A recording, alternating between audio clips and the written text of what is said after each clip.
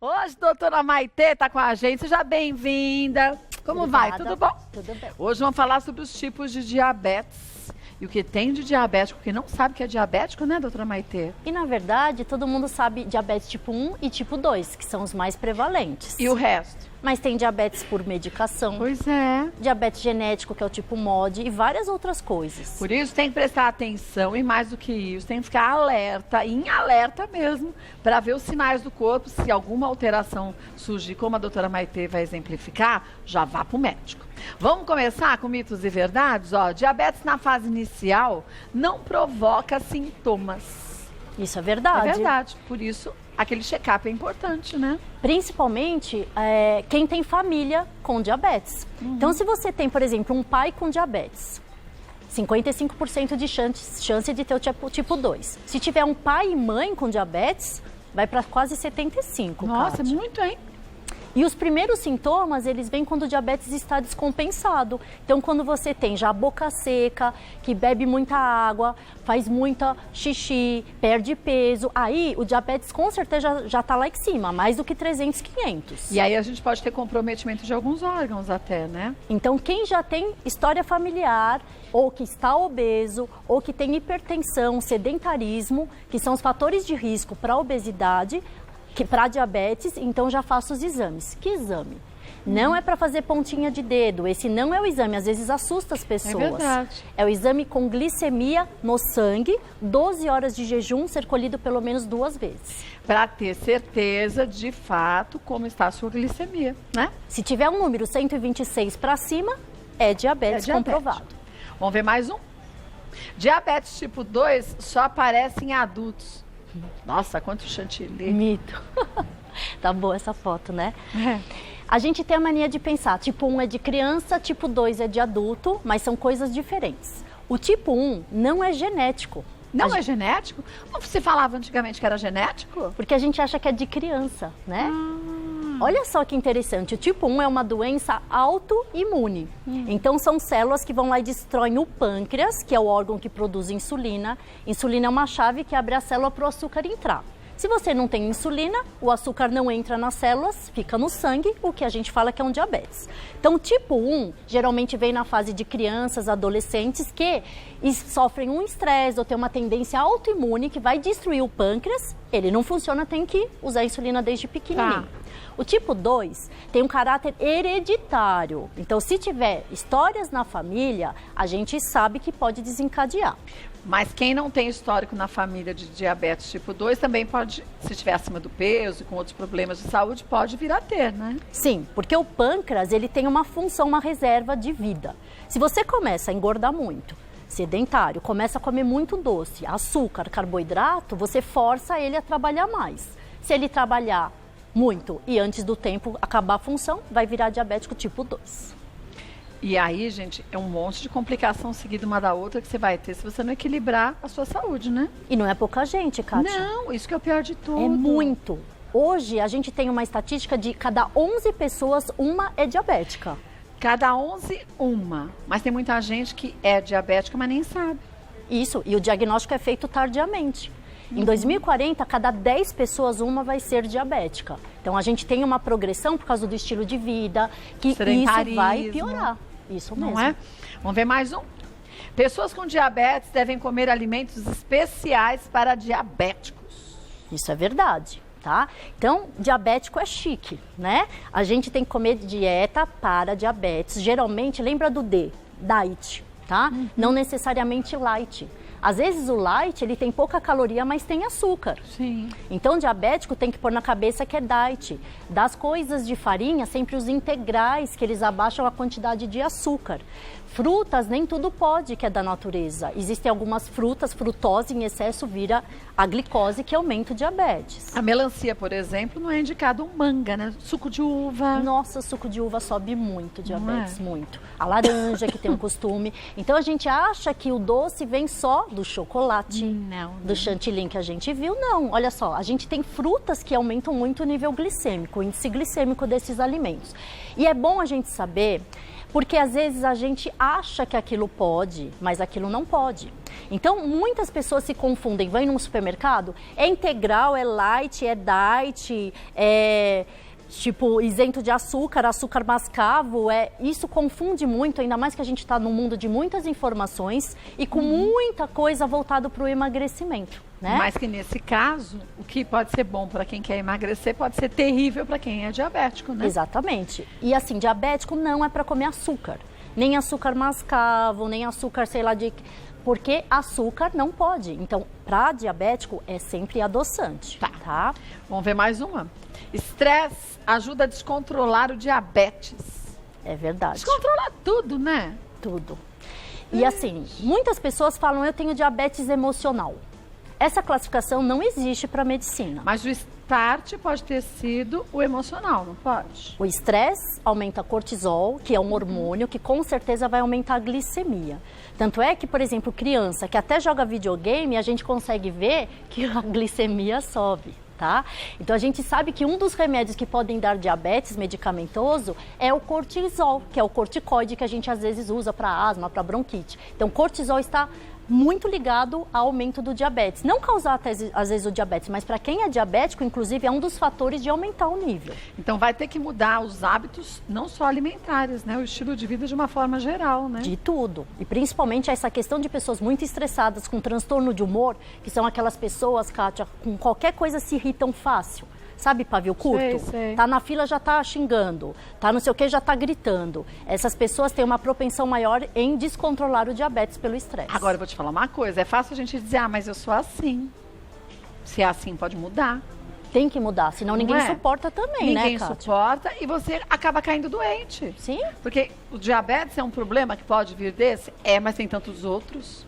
Por exemplo, as doenças autoimunes, né? Lúpus, artrite reumatoide e até câncer está comprovado cientificamente que esse estresse ele aumenta mesmo a incidência dessas doenças. Por isso que também a atividade física é importante para desestressar e buscar algo que faça você se reequilibrar, não é? Meditação, caminhada, fazer artesanato, ficar sozinho. O que te faz bem, né? Vamos ver mais uma? O diabetes do tipo 1 é mais agressivo que o do tipo 2. É verdade. É verdade. Por quê? Não que o diabetes tipo 1 em si seja uma coisa pior ou mais agressiva na palavra, mas o que acontece? O tipo 1 não acontece numa pessoa mais jovem. Então, a pessoa vai se expor ao diabetes por mais tempo. Quanto mais a gente tiver índices glicêmicos, glicose alta, açúcar alto, e você não consegue controlar com muita eficácia, você pode ter esse açúcar grudando nos vasos. E pode dar o problema de vista, o problema renal, o infarto, o derrame, amputações, que são consequências de um diabetes não controlado ao longo do tempo. Então, o tipo 2 também pode dar complicação, mas se você conseguir controlar por mais tempo, você consegue não ter complicações primárias ou secundárias. Vamos ver mais um? Existe diabetes que só aparece na gravidez. Que pena, mas é verdade, né? Agora, o que causa esse diabetes na gravidez? O diabetes gestacional é um outro tipo de diabetes, tá? Que o que acontece? Essa pessoa já iria desenvolver um diabetes no futuro, então o pâncreas dela não é dos melhores, e aí todos os hormônios, o aumento de peso na gestação sobrecarregam a função do pâncreas e o que acontece? Desencadeia. Das mulheres que ficarem diabéticas gestacionais, 30% delas vão virar diabéticas depois da gestação. Porque já tem essa tendência. Quer dizer, só antecipou essa tendência. Então não pode engordar demais, tem que fazer um controle correto no pré-natal, né? Na gestação, o correto é em torno de 7 a 9 quilos na gestação inteira. Porque quando o bebê nasce, você praticamente consegue retornar o peso antigo muito mais facilmente, né? E não desencadeia vários tipos de doenças. Porque quando a gente fala voltar ao peso, gente, não estamos falando de estética, estamos falando de saúde. Sim. As pessoas hoje estão numa neura também, falam assim, não, o importante é ser feliz. Mas você quer ser feliz com saúde ou sem saúde? Com certeza. Não é? Quer dizer, tem que fazer a escolha, né, E mexe com a autoestima também, né? Não, obesidade tudo, não né? Tem... Bem, saúde é saúde. As pessoas às vezes esperam ter a doença, alguma coisa que seja irreparável para dar aquele clique. Né? Mas a gente tem tanto exemplo hoje em dia, a gente tem familiares que são acometidos, a gente tem uma mídia, O que você faz aqui na televisão, né, Kátia? Se divulga tudo. A gente já falou de diabetes, de outras doenças, né? Não, e a pessoa espera, às vezes, ter um infarto, espera ter um problema maior para procurar ajuda. Né? Então, não espera que isso aconteça com você. Começa a fazer a diferença hoje. Quer ter resultado diferente, tem que agir de uma forma diferente, fazer acontecer, né? E tem que ter sacrifício, não é fácil. Porque... E é fácil falar, eu não tenho disposição. Disposição a gente arruma, basta querer, não é? Às vezes também pode ser uma descompensação tão grande dessa saúde que a pessoa não tenha vontade e não consiga também, né? Porque o nosso corpo, ele é químico. Às vezes esse desânimo, até pessoas que falam, estou em depressão. O que é depressão? Nada mais do que você desregula a química cerebral. Então, às vezes, tudo você acha que é a própria doença. Então, cortisol alto dá desânimo, dá preguiça e vai levar ao diabetes. Serotonina baixa, a gente tem o diabetes descompensado, ele dá preguiça, desânimo. Então, às vezes, é um conjunto que você precisa de uma ajuda para dar o clique inicial. Verdade. Volto que tem muita pergunta. Voltando com a doutora Maitê Pimentel, vamos ver mais uma. Mais uma não é a primeira pergunta, né? Da Rafaela. Com que periodicidade uma pessoa saudável deve realizar a glicemia para identificar precocemente o diabetes? Muito boa essa pergunta, porque a gente fala, tem que procurar o médico, mas quando? Né? Então, quem tem história na família de diabéticos, por favor, de 6 em 6 meses fazer um exame. Como a gente já vai na ginecologista uma vez por ano, né, Kátia, mulher? Emenda, né? Já pede para ginecologista e geralmente eles pedem, né? O problema maior eu acho que ainda fica nos homens. Que não vão ao médico, né? Homem não vai com periodicidade no médico. Por quê? Eles não vão no urologista sempre. Mas devia uma vez por ano. Então, assim, vocês, mulheres, peçam para os seus filhos, para os seus maridos, para os seus pais fazerem o exame, porque a gente sabe que a incidência de um diabetes mal diagnosticado precocemente é no homem, justamente porque eles não fazem exames. É porque a gente já marca pelo menos eu faço assim, a gente marca uma época e você vai todo ano naquela época para você fazer seu check-up, né? Aliás, novembro é o mês do diabetes. Novembro é o mês do diabetes? Novembro azul. Então, por isso que a gente tá falando hoje de diabetes.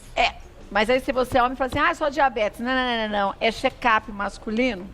Então, é diabetes, é próstata, são todos aqueles exames que tem que ser feito, né? E não custa nada, é rápido, é fácil, por favor. Gente, tudo indolor, pelo amor de Deus, né? Vamos ver mais uma, olha. Márcia, quando o paciente tem de fazer a aplicação de insulina?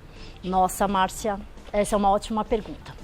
As pessoas e os diabéticos, eles têm muito medo de aplicar a insulina. Parece que, o médico falou, vai usar insulina é o fim da vida. Não tem isso na cabeça? Tem. Agora eu tô morrendo, né? E a gente sabe que a insulina vai ser usada sempre que o pâncreas parou de funcionar. Então, isso, antigamente, era muito comum a gente usar mais insulina.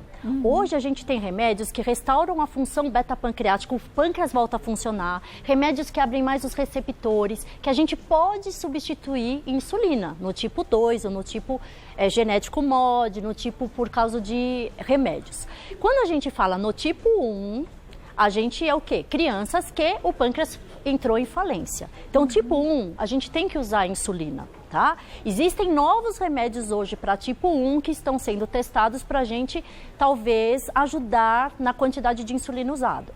Existe a insulina via oral, que vai ser inalatória, já existem em alguns países, que a gente pode substituir injetável, mas inalando. Mas é para todo mundo? Para todas, tipo 1, né? E para tipo 2 também poderia. Agora, uma coisa que a gente tem que falar muito. A insulina foi usada muito no começo, que ele é o que o pâncreas não produz. Só que agora a gente tem novos métodos, novas medicações, que nem sempre o paciente precisa usar. Porque a insulina, ela engorda, ela produz mais gordura no fígado, aumenta em alguns casos e na quantidade o risco de câncer. Então, a gente hoje em dia usa insulina na menor dose possível e para quem realmente tem a necessidade de usar. Não é para todo mundo, como antigamente se preconizava, né? Exatamente. Por isso tem que seguir a orientação do seu médico, gente. Não dá para procurar novidade na internet e falar, agora eu quero essa novidade. Não. Porque às vezes é uma novidade, é bom para muita gente, mas para você não se encaixa. E procure seu médico, porque mesmo que o teu exame esteja bem, usando insulina, pergunte para o seu médico, existe algum remédio novo que eu possa diminuir a quantidade de insulina? O que a gente tem de mais moderno para conseguir também um exame bom sem prejudicar tanto a saúde? É verdade. Vamos ver mais um? Nancy, diabetes também pode causar impotência sexual e cegueira ou isso é lenda? Boa pergunta. E pior, Nancy, que é verdade. E não só isso, mas outros tantos problemas de saúde, né? Mas isso, Nancy, é um diabetes que não foi bem controlado, que não foi diagnosticado e que não foi bem tratado com medicações ou com o estilo de vida dessa pessoa. A impotência sexual acontece mais de 55% dos homens. Tudo isso? É bastante. Né? E às vezes o homem tem vergonha de perguntar, de falar. Ai, vou falar isso, tira minha masculinidade, né? Tem Então, nada a ver. E o diabetes também abaixa um hormônio sexual que é a testosterona, que abaixa o libido. Sim, quer dizer, complica tudo, né? Então, às vezes, a gente repondo essa testosterona melhora, né? A gente tratando dessa parte de aterosclerose, que é entupimento dos vasos. Existem remédios para melhorar isso. E mesmo controlando o próprio diabetes, melhora a função sexual dos homens e das mulheres. Agora, e a cegueira? A cegueira é quando a gente não consegue tratar bem esse diabetes e a gente vai deixando lesões no olho sem ser vistas. Por isso que todo diabético, Kátia, tem que fazer exame da vista uma vez por ano, no mínimo.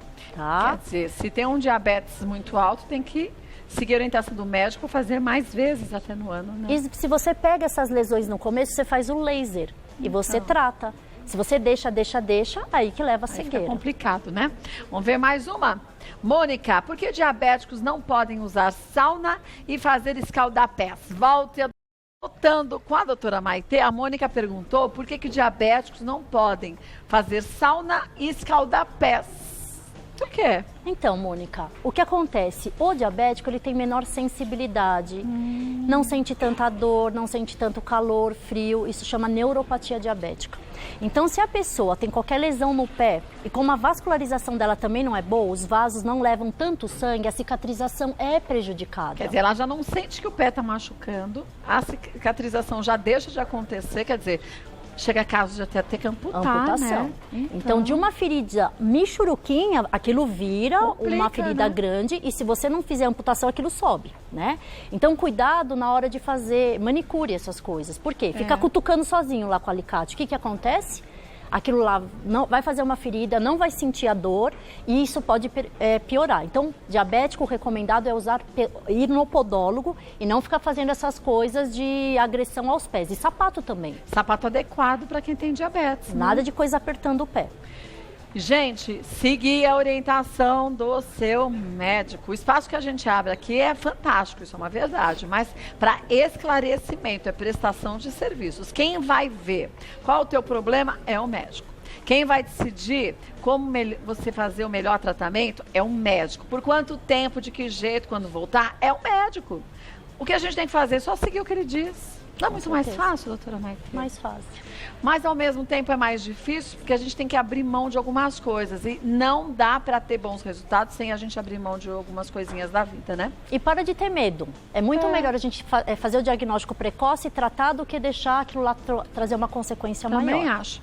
Vamos para a última pergunta de hoje, da Marlene. Existe cura do diabetes? Nossa, Marlene, essa pergunta é boa. Mas existe? Então, a gente não pode ainda falar em cura do diabetes, tá? Porque é uma doença crônica progressiva.